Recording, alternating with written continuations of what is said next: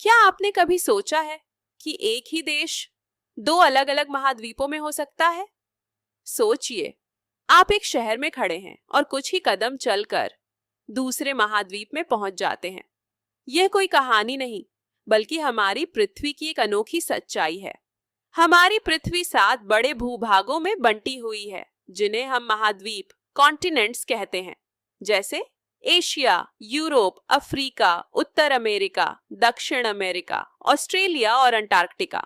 लेकिन कभी कभी देशों की सीमाएं ऐसी होती हैं कि वे एक से ज्यादा महाद्वीपों में फैल जाते हैं। सबसे दिलचस्प उदाहरण है टर्की।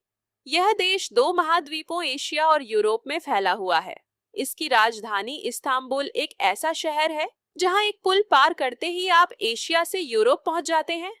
इस पुल का नाम है बोस्फोरस ब्रिज, जो दोनों महाद्वीपों को जोड़ता है। अब बात करते हैं दुनिया के सबसे बड़े देश की, रशिया। यह देश भी 2 महाद्वीपों यूरोप और एशिया में फैला हुआ है।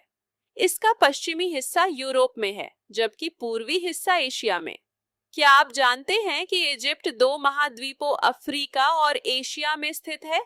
इसका अधिकतर भाग अफ्रीका में है, लेकिन साइनाई पेनिनसुला एशिया में आता है। यानी एक ही देश 2 अलग अलग महाद्वीपों में। कजाकिस्तान देश भी एशिया और यूरोप दोनों में फैला हुआ है। हालांकि इसका ज्यादातर हिस्सा एशिया में है, लेकिन एक छोटा हिस्सा यूरोप में भी आता है। अब सवाल ये है, ऐसा क्यों होता है?